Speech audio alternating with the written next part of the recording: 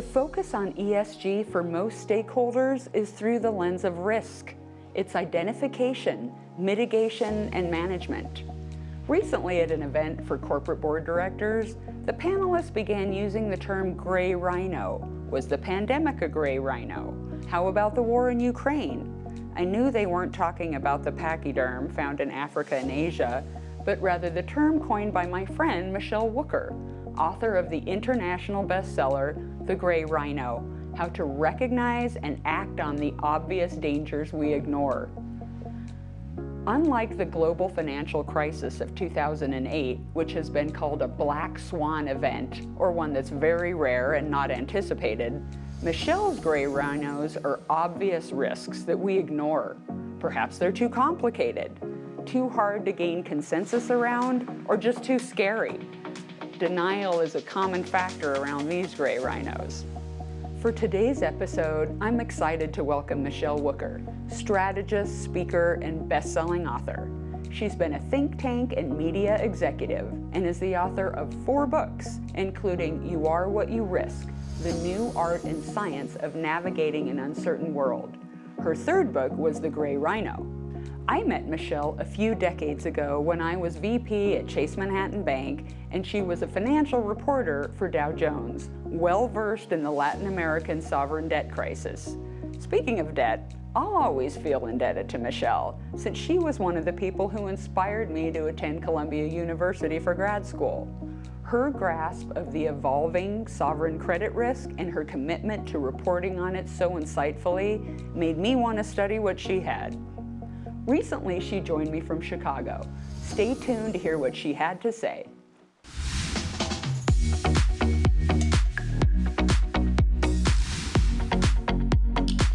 Inside ESG is a timely new production which takes you inside the work of practitioners on the ground, chief risk officers, market analysts, cybersecurity experts, and founders of game-changing startups. We'll talk with specialists in every corner of the globe, across industries and issues, dropping into Argentina to hear about lithium mining, Central Asia for a view of China's Belt and Road Initiative, and West Africa for a perspective on climate risk, among other stops. Welcome, Michele. As I mentioned, board directors are talking about risks as gray rhinos. Given their oversight role in risk management, how are you seeing the gray rhino concept put into practice in boardrooms around the world? Well, it's taken on all sorts of meanings of its own and applications of its own. The central part of the concept is that we need to take a fresh look at the things that are right in front of us and be brutally honest about our responses and what we're doing and how well those responses are working. So boardrooms are using this in dealing with cybersecurity, particularly in global, geo-macro, political, and economic issues, technological change, digital disruption. I get a lot of questions about AI recently, as you can imagine. And I'm hoping that more and more boards are using it to look at this meta gray rhino, this sort of structural gray rhino of how they make decisions, whether they have a diversity of perspectives, whether they have a demographic and other diversity that helps to connect with the perspectives of their various stakeholders. And really, it's a better way than talking about what black swans can we see in front of us, because of course, by definition, you can't see the black swan in front of you. You can see it behind you.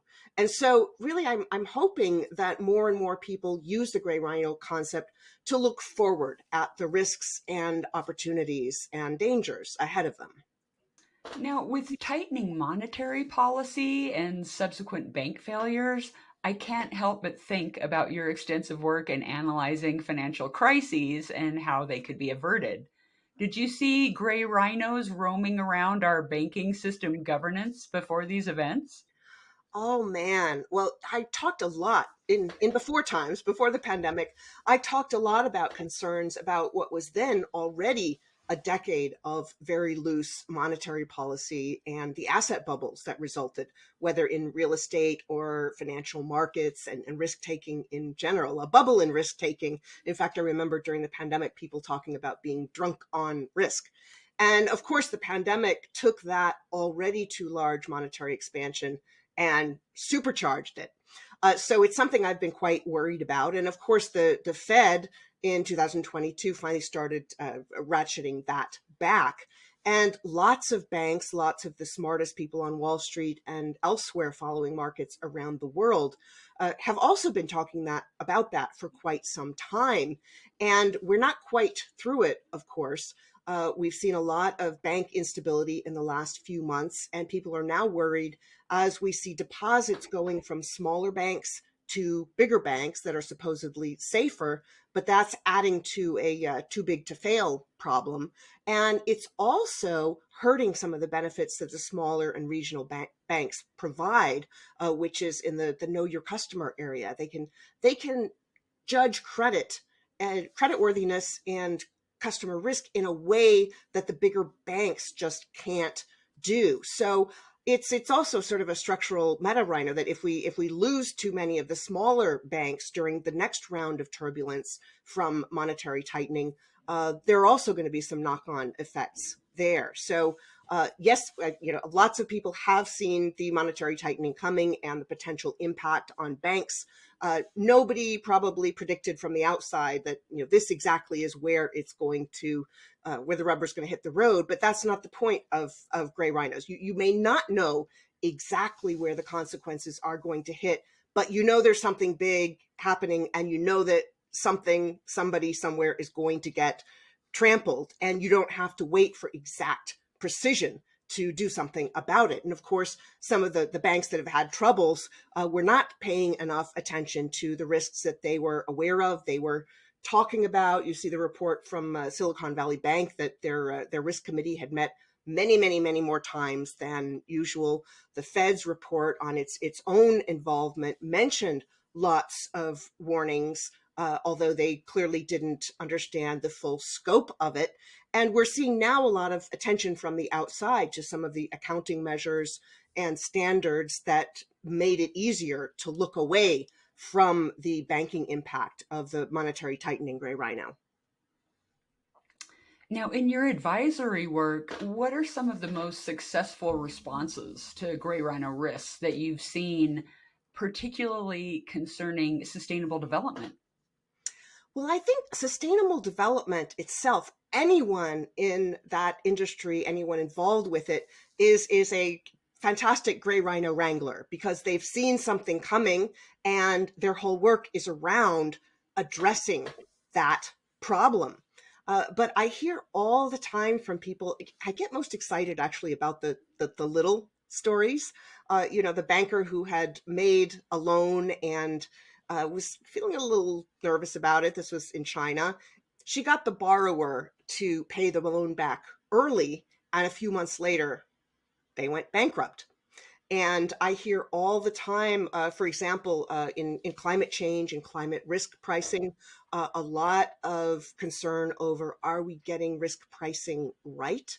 And I think we've got an incredible opportunity right now, because all of the climate changes becoming more and more intense the last few years have gotten climate on more people's radars and sustainability on more people's radars.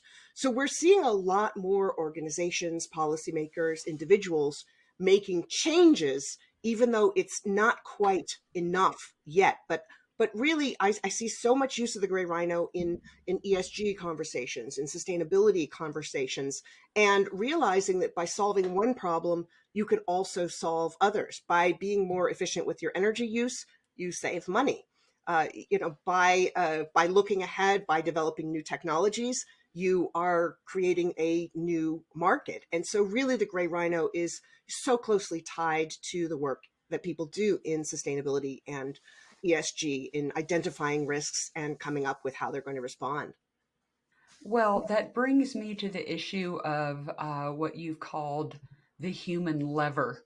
Obviously, very important in climate risk. But in the book, you noted that in the case of pedestrian deaths in New York City due to unsafe crossing areas, that the lever was a human story. And that's an important lesson for how to get the highly obvious threat on the agenda. This is an important lesson, I believe. Where else do you see obvious risk to our climate, to communities, or even to balance sheets and markets for which the human lever can be a catalyst for action? Well, that human element, those stories are so essential, experiencing things for yourselves. Here in Chicago, where I live, I'm in a building where the lake literally laps up against the side of my building. And over the past several years, we saw a huge rise in lake levels and some incredibly impactful storms. My old building had to install a sump pump after a huge flood flooded the basement. And a funny story, this isn't just human, but my dog. I love talking about my dog. When I first moved here 9 years ago, I have a picture of her. She was sort of an idiot adolescent running around barking her full head off on a dog beach. And that beach is now under 20-25 feet of water. And so in that, very, very simple way, my dog can't play on her beach anymore. And, people love their dogs. So there are all sorts of things. It's when something hits you personally.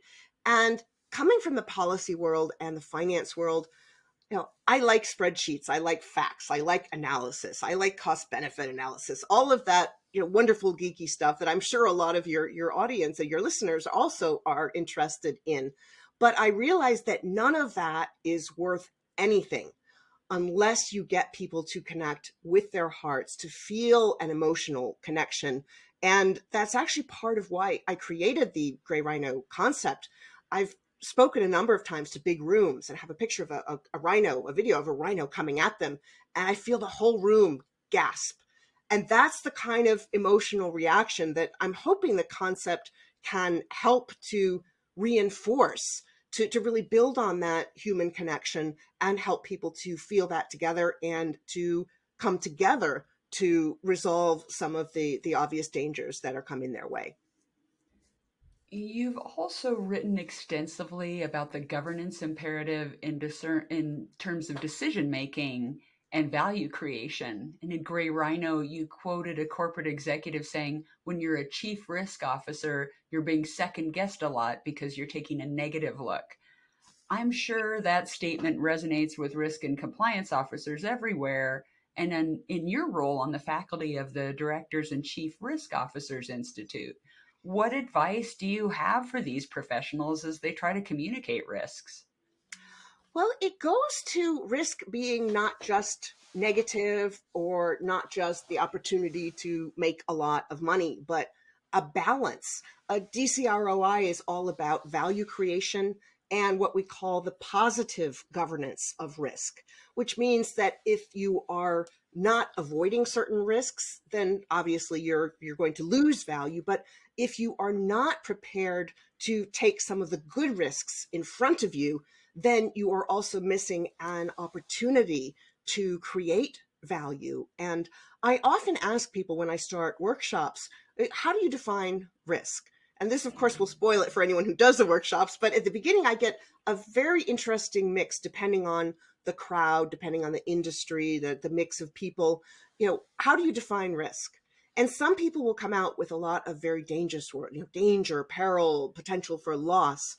And other people say, oh, gain, adventure, gamble, challenge. And the truth is, it's a mix of both. And in governing risk, the most important thing is to understand the balance between that loss and gain and how to not be afraid of either one. Something we don't recognize enough is that people often don't want to take a risk like education or entrepreneurship because they're afraid of handling the possibility of succeeding as much as they're afraid of the possibility of failing. So risk is much more complicated than just numbers, as we were speaking about a minute ago. It's emotion, it's the human connection, it's the ability to deal with uncertainty, to make decisions amidst uncertainty, and to make sure that you are seizing positive opportunities as well as being aware of and averting dangers. And in fact, you encourage decision makers to account properly for costs, savings, and investments. to include a costs avoided line item. That seems like a compelling cure for near-termism. Could it be? Absolutely. Well, we saw about 10 years ago this big resurgence in work around resilience. And I've seen a number of estimates of investments in resilience, I think more in the public policy level of $1 invested in prevention yields between 4 and 12 or so dollars in avoided costs, depending on who you ask. And resources are such an important part of Gray Rhino strategy. When you ask people, okay, why aren't you dealing with the problem? They say, oh, we don't have the resources for this. So like, in bridges, which every year civil engineers come out and say these are about to fall down, and the cost to everyone, to the people who use the bridge, to businesses, to, God forbid, the people who lose their lives, is way higher if you wait to deal with the problem instead of dealing with it ahead of time. So you want to break this negative cycle whereby you don't deal with something, so then you get more costs, which makes it harder to deal with the next thing coming down the road. And so I think in budgeting, you put a set amount in your budget for reducing future costs. When you're doing your scenario planning, make sure that you're looking at the costs of not doing something as well as the costs of doing it. In climate areas, estimates of how much it will quote unquote cost to do the net zero transition only some of the time also factor in the avoided costs. And so you'll see a huge difference if you are looking at the savings in energy, the savings in destruction from extreme weather, things like that. You have to factor those against the costs. And when you do that, you come up with numbers that are actually much more manageable, because one of the reasons people don't deal with a gray rhino is that they look at the numbers they think are required to fix it, and they forget to add in or to subtract out of that the avoided costs. And when something seems so big, people just throw up their hands. That we see learned helplessness. And by making a problem appear more manageable, when it's actually closer to reality that it is more manageable, you get more people to step forward and deal with climate gray rhinos and other gray rhinos in front of us. Exactly. Exactly. And in fact, that situation reminds me of one that kept popping into my mind as I read the book. One of my anecdotes that I think was an example of a gray rhino, which was once when I was rock climbing outside of Boulder, Colorado, with a very experienced rock climbing friend. It began to rain very hard on us, and the moss covered rocks became very slick to hold on to. And I asked him, do you think we should keep going up or go down? He said, oh, hang on a minute. So he climbed up a bit, came back down and said, definitely up for sure. And I said, really? Why? And he said, it's too scary going down. And I realized we do have to come down, but he'd rather incur more risk than face the immediate scary risk of going down. So it was just one of many instances that popped into my head as I was reading it. But I was also fascinated by the taxonomy you detailed in the book, the different gray rhino species. And the first is very timely, the inconvenient truth species, of which climate change and failing infrastructure are great examples. Can you tell us a bit more about these examples and the corresponding strategies to manage these risks? Absolutely. And these inconvenient truths tend to be big problems that are unfolding over time. And it's just like living next to a train. You learn to not pay attention to it. In fact, it's unconscious not paying attention. And that's so that you can focus on some of the more immediate issues. And so that's where some of the human element strategies that we just talked about came in, getting people to understand that that it's not so far away, that it's not an abstract issue, to make sure that it's at hand. I think it's also being aware of something called solution aversion. If people don't like the solution to something, then they are much more likely to downplay the risk, the likelihood, and the impact. And so one other strategy is to break things down into little pieces, just like a regular project manager might do. When you break something down into little manageable pieces, this is what I can do. This is what I can ask my company to do. This is what I can ask my local officials, elected representatives to do. And take it one bite at a time. That makes it much more manageable, gives people much more of a sense of agency in dealing with whatever the inconvenient truth is. So a moment ago, you mentioned cybersecurity, which, like ESG, has become a hot button issue for boards and regulators around the world. And indeed, you identified it as a recurring rhino. How have you seen companies prepare for the complex digital environment or fail to? Well, it's interesting. You've probably heard that quip about, half of companies have experienced a cyber attack and the other half don't know they've experienced a cyber attack, something like that. In all of these surveys that get done regularly of executives and boards, cybersecurity is way up on their list of concerns, and their assessment of their preparedness is a lot lower than that. And so I think that's an important step, assessing your concern and your preparedness, and what are you going to do to fix the preparedness. And in my view, a big part of fixing preparedness for cybersecurity issues goes back to that human element, the behavioral element. It's not keeping risk in a silo.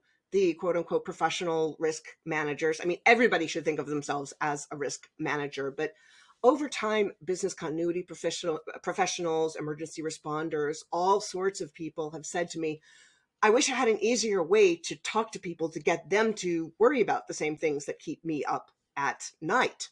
And so I think really engaging people in those conversations, giving them things that they can do. I mean, a lot of us know to be suspicious of any link that you're going to click or any attachment you're going to open. But even when you know that, sometimes you can still get fooled. I mean, a friend of mine the other day said that he, rushed out to buy some gift cards for his grandmother because of some AI that mimicked her voice. And this is a very smart person who realized in the middle of all this, oops, they got me. So I think constant awareness, constant conversations. One company in the UK actually used the Gray Rhino to help to create a risk management and risk awareness program. And the woman who created that said that people would come down the hall and poke their head in her office and say, I got another Gray Rhino for you. I got another Gray Rhino for you. So helping people to be comfortable talking about some of the risks, not just the financial risks that we believe we can quantify, although it's a whole other conversation. It's that often those numbers are not as solid as we think, but making sure that the behavioral side of risk management gets attention. And in cybersecurity, that's probably more true than anywhere else. So tell us, what are you working on now? Well, I just got back from Italy for the launch of the Italian edition of the Gray Rhino. And I'm working on some new research around a concept that I introduced in You Are What You Risk, the risk ecosystem, looking at the set of policies, norms, values, processes, resources that either encourage people to take good risks or bad risks. The good risks being entrepreneurship, education, starting your business, investing in yourself, or the bad risk, the moral hazard, the speculation, the safety violations, and things like that.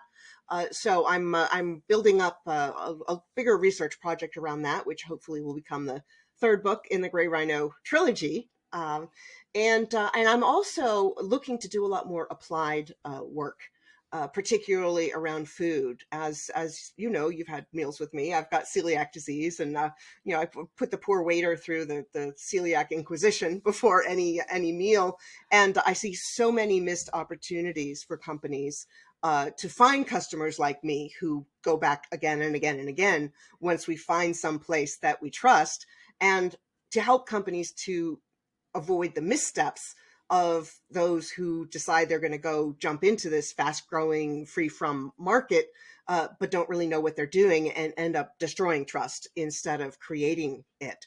And really looking at the changes that climate, geopolitics, and other things are creating for food, for agriculture, and how those things are all changing. So I'm looking to do a lot more applied work, hopefully a little bit less gallivanting around the world and more keeping my feet on the ground.